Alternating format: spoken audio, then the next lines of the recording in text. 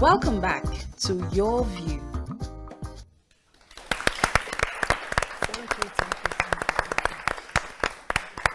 Well, thank you for staying with us. We all know that majority of us spend most of our time in the office. As a result of this, we may be prone to some hazards which occur at the place of work. Also, we have heard different stories of how some workers lost their lives through work hazards. So on the show today, we have the founder, Environmental Health and Safety Grades International, Dr. Samuel Oyewole, to enlighten us. Thank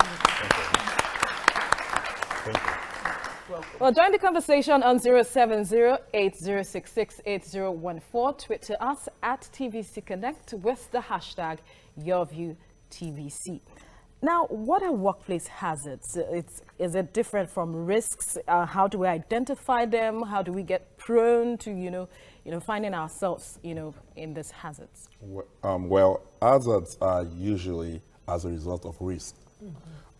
In the industry, which is often workplaces, most problems are due to the hazards when the risks are not identified. So every effort is put on protecting the workforce in all industries. Most companies have different policies when it comes to environmental health and safety to ensure that their workforce is fully protected. But over time, the proactive nature of ensuring that the workers are protected is often neglected, and there's a wait until something bad happens before the organization or the workplace or the employers will react to that particular unfortunate event. So those are the hazards that often cause unfortunate events. Let's pick on certain sectors. They vary per sector. So let's pick on certain sectors, mostly manufacturing. In Nigeria today, we're inviting foreign investors all the time, and we have this, people from the Asian countries investing in Nigeria, but the abuse of chemicals and all that are prevalent. What are you doing as a body, or what is government doing more on their side to sensitize or check these industries to conform with our own environmental laws and health safety laws? That's a very good question. One of the things that I noticed living in the United States for many years is the fact that as advanced as the United States is, they were still having situations where unfortunate events continue to occur.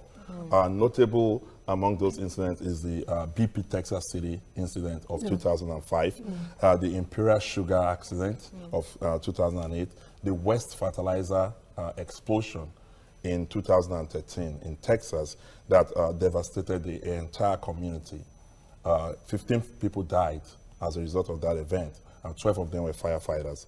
So in the industry, it is very essential for the employer to set rules and standards and follow some international and local regulatory enforcement standards, so that at the end of the day, the worker is protected. So when you have an institution like Nigeria that is developing, it comes with the cost of industrial development. I call it the curse of industrial development, because now new risks are being introduced. Things that a local worker would not naturally be exposed to is now being brought from other places. So I think it's more on not just the government to make laws, which the government is authorized to do, but the employer, in terms of ensuring that they provide the necessary resources to their employees, the workforce, as well as provide training, awareness training, especially. It's the culture of the workplace to ensure that people understand the risks and hazards associated with their work. So I happened to have, I think about last year, one of a close friend or family friend, so to speak, had a major accident in the factory. And the company wasn't forthcoming in remunerating or providing like protection or taking care of the victim. So we talked about it. We went to the company to talk, and it was like, there's nothing we can do, we are sorry, and we have to let you go. You can't even work with us again, because he was really maimed. So who protects the employer, Let the me put it better employee, for you. who Should the protects company employee? foresee such injury in the course And of make carrying out their arrangements duty, for it. so that they Absolutely. provide for it, maybe by insurance or health insurance? or something? Absolutely, absolutely. I want to say that the statistics is out there in all around the world. Every day, 6,500 people are injured, and some are killed on the job. So that's a total of 2.8 million a year, and these are the ones that are reported. The ones that are not reported, like the Covered ones up. you're saying, Yeah. are sometimes even as high as 5 times the reported cases. But workers' compensation laws, I believe in Nigeria there's a new effort to ensure the enforcement of workers' compensation law that protects the employees. Okay. It's the duty of, it's called the General Duty Clause in the United States, to ensure that the employer is responsible for all the actions of its workers while on the facility. So in that particular case, it's not just the employer. I think there should have been an enforcement, like an agency that the Is it like the unions? Yes, Just for not information, unions. the National Industrial Court was created for this kind of issue. So okay. the person should approach that court to compel the employer to compensate. All right. YK, yeah. No, I've watched I watched one TV program where this guy, he was working for one of these Asian companies. He lost his arm, Yes. and he wasn't was on TV. compensated. Yeah. And I thought it was very sad, because I've had a worker who lost his limb while working with me, and it was through his negligence that he lost his leg, but I took care of him. Up till I did not sack him. I continued to employ him up till I bought him a prosthetic leg, and he's still under my employ. So Yes. I think people should be responsible for things like that. Now, you've been talking about standards.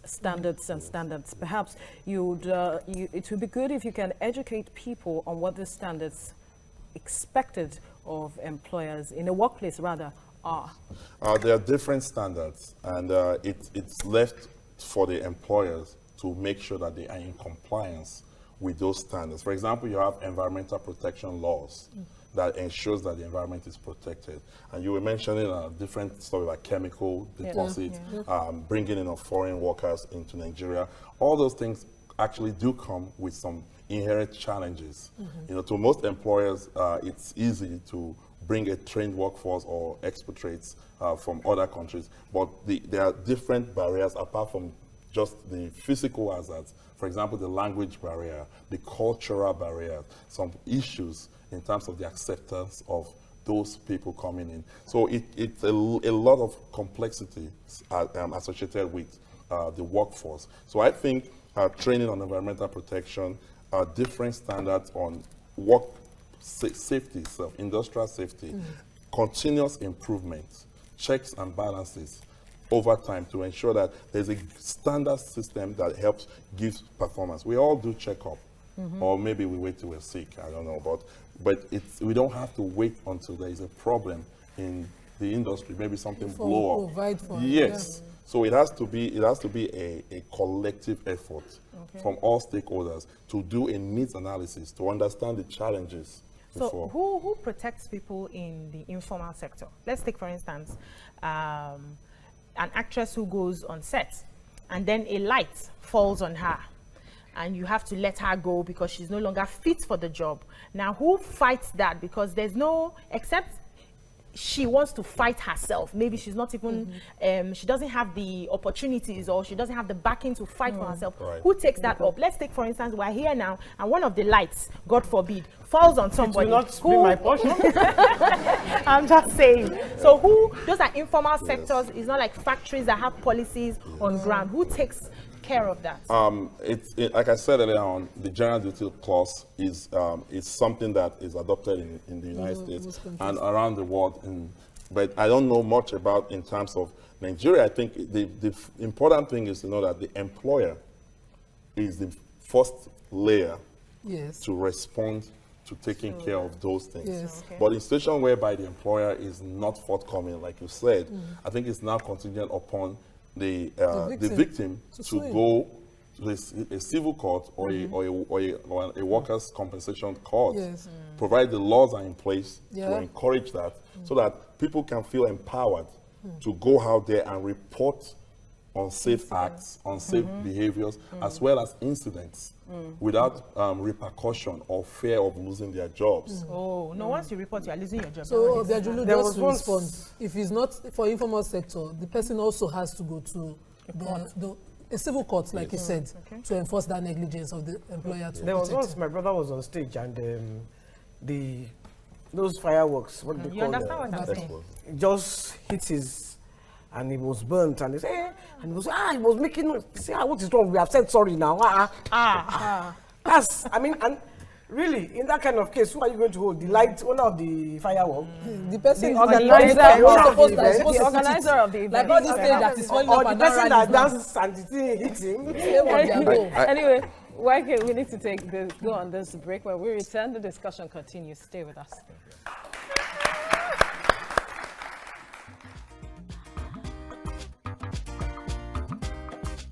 Stay tuned. Your View will be right back. Welcome back to Your View.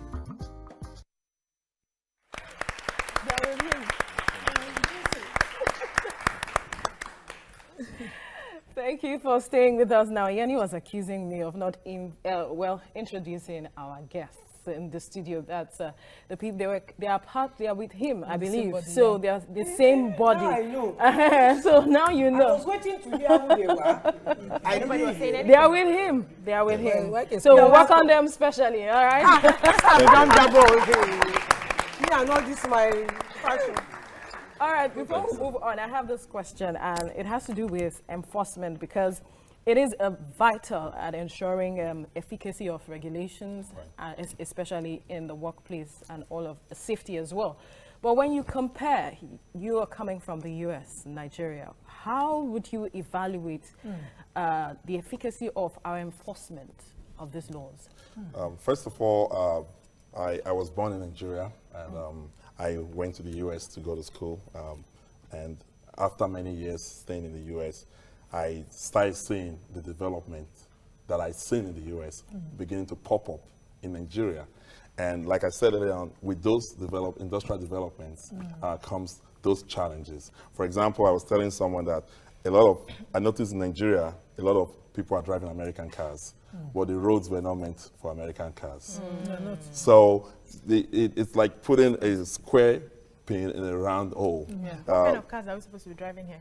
I'm not saying that. I'm not saying you can't drive American cars, but the roads, there has to be some consideration for the roads. And that's why you have a lot of potholes and a lot of situations whereby accidents, because the roads are a lot narrow compared to the width of those cars. So the same thing when it comes to environmental health and safety in the workforce. You have to make sure that you identify the needs. So when you have standards from international standards, you have to look at the local content. So for example, in Nigeria, our culture, our norms is entirely different from what's in developed countries like US, Canada, in the UK and Europe, and even in some countries in Southeast Asia. For example, you have the Bhopal incident of 1984. It killed thousands of people, and that was because the people migrated to the company. The company was put in place, the factory was built, and because people were looking for jobs, they moved closer and closer and closer to the company and formed a whole city around that particular. Where was this in America? In Bhopal, India, in 1984. Okay, you have to tell us, because we don't all this information. Anyway, we have a caller on the line before you go on, Nima. Olufela is on the line. Welcome to the show. Go ahead with your contribution. Hello, good morning. Yes, good morning. Yeah, I'm on the your view program. Okay. Go ahead. Good morning. Morning, we can hear you. All right. Your lines are muddled up. We can't really hear you. Perhaps you'll call again. Nima. Okay, so there's a new influx, like I said earlier, of these new companies. Right in front of my house is an Asian-owned company. They abuse the environment with the chemicals, And they've had 2 accidents of neighbors, of young boys in the neighborhood that I knew that suffered accidents in the course of duty. Now, what you would expect is that, they do something, but they let them go. And even if you report within the agencies in Nigeria, nothing will happen. Done. So usually the person has to fight the cause themselves. What would your body be doing if you were to work with government? Since we are all looking for foreign investors, we're asking people to come in. How would you advise government go about bringing them? The regulations that they need and they must, as a matter of urgency, put in place to protect our citizens from this kind of abuse from foreigners. Yes, that's a very, very important observation and question. I think the most important thing is the Nigerian government should be responsible to Nigerian citizens first. Thank you. There has to be That's all? Thank you. Okay, that's all. Well, let him finish. Let him finish. No, I'm just saying, government should, what do you say? Back down. Okay, Oh, yeah. you can go ahead Yes. now. So like I was saying, the Nigerian government has a fundamental responsibility of protecting its citizens. Yes. I mean, when you have leaders, the president and vice president, they all swore to protect and defend the constitution of Nigeria, as well as the people. So I think the politicians and the lawmakers should look at those international laws and environmental protection standards that have worked in different countries and incorporate them into the Nigerian context. If possible, make them crimes. Yes. Let's quickly pick Victory calling from Yaba. Welcome to the show. Hello, Veronica. Good morning. Good morning. My question is this. In Nigeria, most of the industry, as we all know, are all totally collapsed, especially the manufacturing sector. So, if not, the first thing and foremost is to promulgate a policy that will bring alive all our industries. Then before the safety measures will come in, because as far as I'm concerned, where are the industries you want to bring out the safety measures for? When they are all dead. There are industries, only foreign owned. Thank you. God bless you. Thank you, Victory. So because of the collapse of our industries now, we have to put up with the people we're inviting to come and set up for us. And without checking them, we have these accidents happening. Personally, I can't stand environmental pollution. All the chemicals flying in the air that will pose maybe a future risk of one cancer or whatever. It's not genetic. There is no school. I don't want to name the school. But the factory that is by that school. Can you imagine? I cannot imagine what those children are breathing in every day. In fact. So I wanted to look at the lone workers. That's workers who are isolated. They are not in places where they get visual or audio. Let's take, for instance, those ones who work at sea. We don't see them for months, and are they not supposed to have like a certain kind of risk and hazard assessment that is different from the regular workers? There are some maritime laws that safety and that the most enforced. Yes, the one in the petroleum sector and maritime. That have to be enforced. Since I came into Nigeria, we've been talking and interacting with different industry leaders, different government agencies, and talking with them and trying to understand what's on ground. And I think having that understanding of what's on ground helps us to not only look at those issues that are inherent, that are not easily seen, that often leads to what you've said. So when you have a very open, free market or free zone where the country is encouraging foreign investors and foreign labor, there has to be some enforcement in terms of making sure that the safety, first of all, even the foreign people coming in, we have to put in place laws to protect them as well, and protect the Nigerian environment. So I think there will be some improvement, and so far the response has been very, very impressive. All right, let's move over to our audience now. Perhaps there are questions from anyone or contribution. My name is Marvelous. Sorry, sir, I want to ask you a question based on what an employer or a CEO told me about his company. He said in his company he doesn't cater for anybody's welfare. And I asked him that why. He said, we live in Nigeria, not the Western world. He said that like the Western world, the government like provides an enabling environment for them to thrive. He said over here in Nigeria, he pays for he does his own road, he does his own life, he provides everything for himself that he cannot afford any worker's welfare. So what he does is that you sign like he calls his lawyer, you sign something like anything that happens to you, you treat yourself. I will just add 2,000 naira to every of your salary and 5,000 naira for higher rank people. So does he have a point? That's what I want to ask. How do you address that? Like I said earlier on, it's like a parent. If you have children, you have to be responsible to the welfare, for the welfare of the children. The same thing with the employer. But the employer sometimes needs the government to make some enforcement.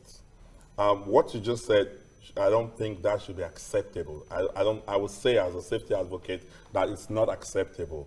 But when you have, like you said, an enabling environment for things like that, even in developed countries, if there are no laws, there are no regulations, there are no rules, the human nature is we can easily become disorganized and there will be anarchy. But did you hear what he said? He said the employer says he's paying his own NEPA. It's his own government. It's his own government, his own local government. Right. And that's why I'm saying that the Nigerian government, as well as the state and local governments, they have to start becoming interested in the workforce, in the safety and health of their citizens. Yes. And shouldn't they be also interested in taking care of the state so that the employers are not suffering? Because when you start a business, you are starting a business to make profit. Right. You cannot make profit because you are paying for all these things. Yes. You know, I know a lot of these telecoms that have come into Nigeria. They are like, well, all the things that they are paying for, they cannot even do. Please, just carry your wallet and go. They will just drive you with you and your stress. They will send you away because of the things that they are paying. You and your government now.